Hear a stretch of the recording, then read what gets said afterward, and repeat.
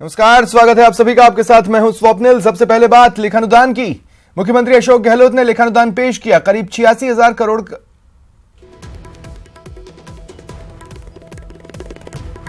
माफ कीजिएगा, मुख्यमंत्री अशोक गहलोत ने लेखानुदान पेश किया। इसमें उन्होंने काफी कुछ कहा है, खासकर पिछली भाजपा सरकार पर भी निशाना साधा। उन्होंने अपनी प्राथमिकताएं गिनाई। उन्होंने कहा कि शिक्षित बेरोजगारों को सरकार भत्ता देगी, ग्राम पंचायतों को वाईफाई से जोड़ा जाएगा, नई निवेश और उद्योग नीति बनाने की भी उन्होंने घोषणा की। तो राजस्थान सरकार ने विधानसभा में 2019-2020 के लिए लेखानुदान पेश किया। मुख्यमंत्री अशोक गहलोत ने यह लेखानुदान पेश किया। उन्होंने कहा कि आर्थिक प्रगति के लिए हमारी सरकार प्रतिबद्ध है। पिछली सरकार के कुशासन ने राज्य की अर्थव्यवस्था को पटरी से उतार दिया। गहलोत ने इस दौरान कई घोषणाएं भी की। गहलोत ने कहा कि लघु सीमांत किसानों का कर्ज माफ होगा। इसके साथ ही उन्होंने बेरोजगारी को देश की सबसे बड़ी समस्या बताया। गहलोत ने कहा कि शिक्षित बेरोजगारों को राज्य सरकार भत्ता देगी और इससे 1,07,000 युवाओं को फायदा मिलेगा। साथ ही गहलोत ने कहा कि दूध उत्पादकों को 2 रुपए प्रति लीटर बोनस दिया जाएगा।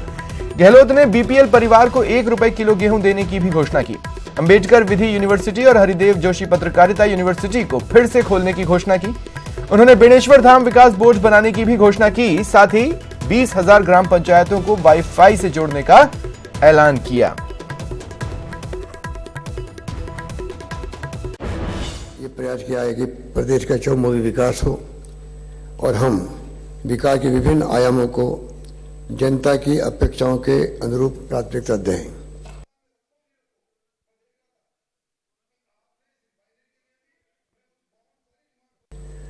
राज्य की जनता ने एक बार फिर हम पर भरोसा जताया है। प्रदेशवासियों का यही विश्वास हमारी सरकार की सबसे बड़ी ताकत है। इसी हौसले से हम किसानों, युवाओं, महिलाओं, बुजुर्गों, मजदूरों और वंचित तबकों के उत्थान के लिए दिन रात कड़ी मेहनत करके एक खुशहाल राजस्थान बनाएंगे।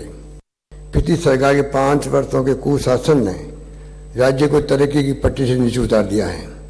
हमारे पिछले सेवा काल में हमने ठोस कदम उठाते हुए अर्थव्यवस्था की बेहतरी के लिए गतिशील आर्थिक ढांचा तैयार किया था और विरासत में हमें बेहद चुनौतीपूर्ण हालात मिले हैं। गत सरकार के कार्यकाल में राज्य पर कुल ऋण एवं अन्य दायित्व में अप्रत्याशित वृद्धि हुई है। गत सरकार के वित्तीय कुप्रबंधन से ये अनुपात पुनः बढ़कर 32% अधिक पहुंच गया है। वर्ष 2013-14 में हमारी सरकार के समय तक राज्य का कुल कर्ज भार 1,29,910 करोड़ का था। वर्ष 2018-19 के संशोधित अनुमान के अनुसार ऋण और दायित्व लगभग 138% बढ़कर 3,09,385 करोड़ होना अनुमानित है। मेरी सरकार की सोच प्रारंभ से ही सकारात्मक रही है। नीयत बिल्कुल साफ है। हमने हमेशा सच, त्वरित एवं पारदर्शी शासन के सिद्धांतों में चलते हुए राज्य में सुशासन की एक मिसाल कायम की है। आप इस बात से सहमत होंगे कि आज भी हमारे राज्य की अर्थव्यवस्था की धुरी किसान है। गत सरकार ने केवल सहकारी क्षेत्र के लघु व सीमांत किसानों को 50,000 तक ऋण माफी एवं बड़े किसानों को अनुपातिक लाभ देने की घोषणा की थी। उस घोषणा को भी 75% वित्तीय भार हमारी सरकार को छोड़ कर गए हैं, जो लगभग 6,000 करोड़ होगा। मैं सदन को अवगत करना चाहूंगा कि पिछली सरकार द्वारा इस ऋण माफी के क्रियान्वयन में जल्दबाजी और आवश्यकता अनुसार वित्तीय प्रावधान न किए जाने के कारण योजना का लाभ ना तो सभी पात्र किसानों को समय रहते मिल पाया और न ही गंभीर खामियां जो अब उभर कर आ रही है का उचित समाधान सोचा गया। मैंने किसानों के इस दर्द को अपने राज्य भ्रमण के दौरान बहुत नजदीक से महसूस किया। इसलिए सरकार के बागडोर संभालते ही हमने एक बड़ा ऐतिहासिक फैसला किसानों के हित में किया। हमने सहकारी क्षेत्र के समस्त श्रेणियों के किसानों की संपूर्ण अल्पकालीन फसली ऋण माफी का न सिर्फ ऐलान किया बल्कि उसकी समयबद्ध क्रियान्वयन के लिए योजना बनाकर उस पर अमल भी प्रारंभ कर दिया है। हमने दुग्ध उत्पादक भाइयों को आर्थिक रूप से मदद प्रदान करने के लिए मैंने अपने पिछले कार्यकाल में मुख्यमंत्री दुग्ध उत्पादक संबल योजना लागू की थी, लेकिन गत सरकार ने इस योजना को बंद कर दिया। पशुपालकों के कल्याण के लिए हमने इस योजना को फिर से शुरू किया है। 1 फरवरी 2019 से राज्य के सहकारी दुग्ध उत्पादक संघों में दूध की आपूर्ति करने वाले पशुपालकों को दुग्ध संकलन कर पर राज्य सरकार द्वारा 2 रुपये प्रति लीटर की दर से बोनस दिया जा रहा है। इस योजना से 5 लाख से अधिक सक्रिय दुग्ध उत्पादक लाभान्वित होंगे। गरीब और बेसहारा लोगों को दी जाने वाली पेंशन उनके जीवन व्यापन का एकमात्र सहारा होती है। हमने अपने पिछले सेवा काल में इन जरूरतमंद लोगों के प्रति उदार एवं संवेदनशील नजरिया अपनाते हुए सामाजिक पेंशन नियमों एवं प्रक्रिया को काफी सरल बनाया था और लाखों योग्य व्यक्तियों को पेंशन स्वीकृत की गई थी, परंतु पिछली सरकार द्वारा की गई उपेक्षा की मार से ये वर्ग भी नहीं बच सका। सामाजिक सुरक्षा पेंशन जैसी कल्याणकारी योजना में भी पिछली सरकार की नीतियां राजनीति से प्रेरित रही, लेकिन हमारी सरकार इस जरूरतमंद लोगों के प्रति पूरी तरह संवेदनशील है।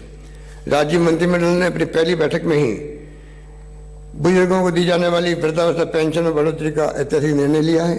ये बढ़ोतरी 1 जनवरी 2019 से लागू कर दी गई है, जिसमें 75 वर्ष से कम आयु के वृद्ध पेंशनर को अब 500 के बजाय 750 रुपये तथा 75 वर्ष एवं इससे अधिक आयु के पेंशनर को 750 के स्थान पर 1000 रुपये प्रतिमाह मिलने के कारण हो गए हैं।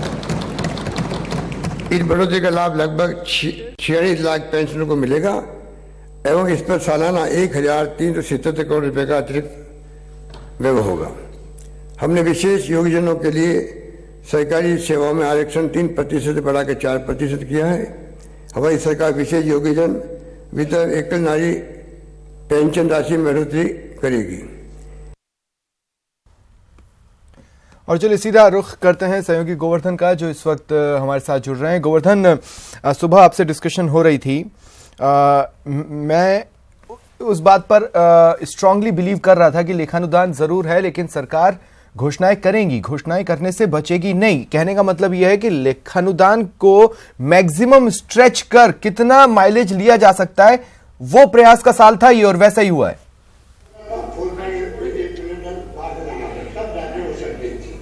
बिल्कुल आपने सही कहा। जैसा सुबह हमारी चर्चा चल रही थी कि परंपराओं पे रहते हैं या लोकसभा चुनावों को देखते हुए कुछ घोषणाएं करते हैं, तो दूसरा विकल्प चुना गया है। लोकसभा चुनाव को देखते हुए लेखानुदान के मौके को भी घोषणाओं के तौर पर जैसा केंद्र ने किया उसी तर्ज पर यहां पर भी कुछ घोषणाएं की गई हैं, जो सीधे लोकसभा चुनाव से पहले मैसेज देने वाली है। वागड़ इलाके में आदिवासियों के जो प्रमुख आराध्य देव हैं बेणेश्वर धाम, उस बेणेश्वर धाम पर बेणेश्वर धाम विकास बोर्ड बनाने की घोषणा की गई है। इसको भी चुनावी वर्ष में लोकसभा चुनाव से पहले बड़ी घोषणा माना जा सकता है, क्योंकि आदिवासियों में इस धाम के प्रति बहुत श्रद्धा है और उनको मैसेज देने के लिहाज से ये घोषणा काफी महत्वपूर्ण मानी जा रही है। मुफ्त दवा योजना में जो गंभीर बीमारियां हैं, किडनी, हार्ट और कैंसर जैसी बीमारियां, उनकी दवाएं भी शामिल करने की घोषणा की गई है। इसके अलावा जो कांग्रेस सरकार बनने के बाद जो बड़ी घोषणाएं पहले की जा चुकी, उनका जिक्र भी इसमें किया गया है। चाहे 1 रुपये किलो गेहूं देने की योजना घोषणा हो, चाहे पशुपालकों को दूध में 2 रुपये किलो की सब्सिडी देने की, जो बोनस देने की पुरानी जो योजना को फिर शुरू करने की घोषणा हो, ये हालांकि पहले की जा चुकी थी, लेकिन लेखानुदान पेश करते हुए मुख्यमंत्री ने इन सब बातों का जिक्र किया। इसके साथ साथ ही जो बीजेपी की पूर्ववर्ती सरकार है उस पर वित्तीय कुप्रबंधन के आरोप लगाए, प्रदेश को कर्ज में डुबोने के आरोप लगाए। तो लोकसभा चुनाव से पहले इस लेखानुदान के भाषण को अगर देखा जाए तो इसको चुनावी वर्ष के इस हिसाब से पेश किया गया लेखानुदान जरूर माना जा सकता है। ये अलग बात है कि 4 महीने के खर्च चलाने के लिए करीब 86,000 करोड़ रुपए के प्रावधान की मंजूरी लेने के लिए ये लेखानुदान हाउस में पेश किया गया है, लेकिन मुख्यमंत्री ने इस मौके का इस्तेमाल जरूर घोषणाएं करने में और लोकसभा चुनाव से पहले एक पॉलिटिकल मैसेज के हिसाब से इसका इस्तेमाल जरूर किया है। अब जुलाई में ये पूर्ण बजट सरकार लेकर के आएगी, उससे पहले ये 4 महीने के खर्चे चलाने के हिसाब से ये लेखानुदान लिया गया है। जी, और अगर गोवर्धन देखा जाए, देखिए कितना स्मार्टली लेखानुदान को यूज किया गया है। वो तमाम वर्ग जिनके बूते सत्ता तक वापसी का प्लान कांग्रेस ने बनाया था और घोषणा पत्र में उन्हें मैक्सिमम जगह दी थी, उनसे संबंधित घोषणाओं तक ही सीमित रहकर कुछ एक चीजें, जैसे यूनिवर्सिटी को लेकर ठीक है उन्होंने घोषणाएं की या सारी चीजें, लेकिन अगर आप देखेंगे इसमें भी तो किसान वाली बात है, बेरोजगार वाली बात है, गरीब वाली बात है।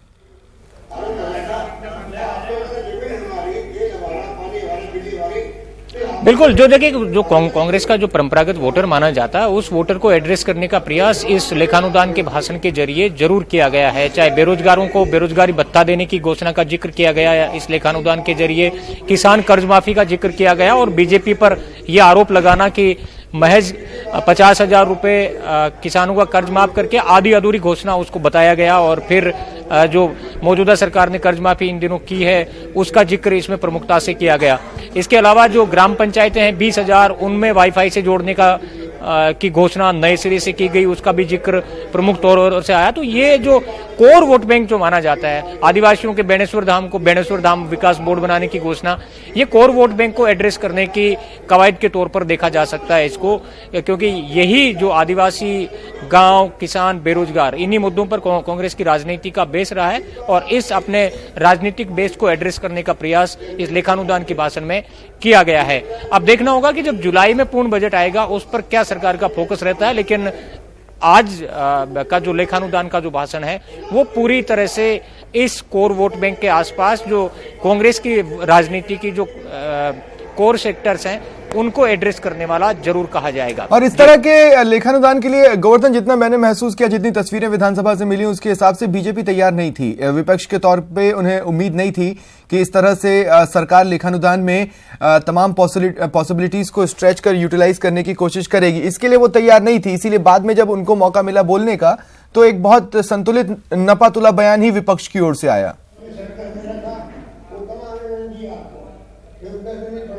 नहीं, देखिए अभी लेखानुदान पेश करने के बाद उपनेता प्रतिपक्ष राजेंद्र राठौड़ ने विस्तार से यहाँ पर विधानसभा में बोला है और उन्होंने जो मुख्यमंत्री ने चीजें उठाई, जो इस तरह के बीजेपी राज पे जो आरोप लगाए थे, उन सब आरोपों को लेकर के सवाल खड़े किए हैं।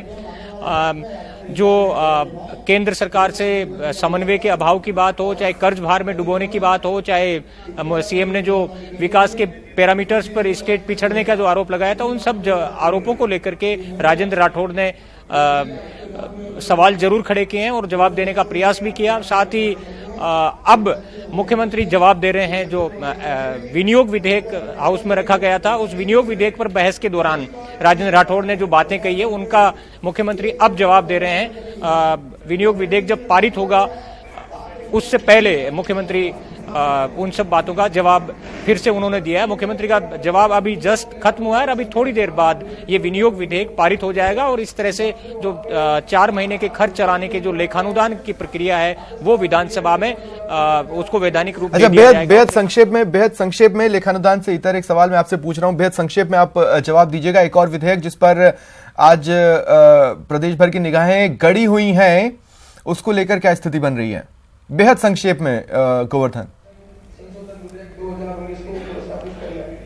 बिल्कुल, देखिए गुर्जर आरक्षण विधेयक को लेकर के सरकार कल से तैयारी कर रही है और अभी एक वैधानिक प्रक्रिया होती है कि यहाँ पर जो कार्य सलाहकार समिति की बैठक है वो एक बार हो जाएगी, उसके बाद ये सदन में गुर्जर आरक्षण का बिल और संकल्प प्रस्ताव दोनों यहाँ पर पारित कराए जाने की तैयारी है। लेकिन पहले कार्य सलाहकार समिति की बैठक होगी, उसमें मंजूरी दी जाएगी और फिर यहाँ पर जो गुर्जर आरक्षण विधेयक और संकल्प है वो दोनों सदन में रख करके और उनको पारित करवाया जाएगा। हालांकि इस बात की पूरी संभावना है कि ये सर्वसम्मति से पारित हो, क्योंकि बीजेपी इसके पक्ष में थी। लेकिन सुबह एक नया बयान देखने को मिला, राजेंद्र राठौड़ ने यह कहा कि सरकार बिना तैयारी के और बिना विपक्ष को विश्वास में लिए ये बिल ला रही है, लिहाजा अगर गेंद वो केंद्र के पाले में डालने का प्रयास करेगी तो बीजेपी विरोध करेगी।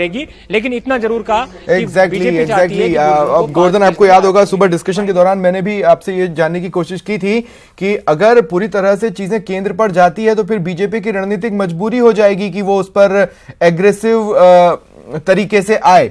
बहुत बहुत शुक्रिया गोवर्धन हमारे साथ जुड़ने के लिए, तमाम बातचीत के लिए।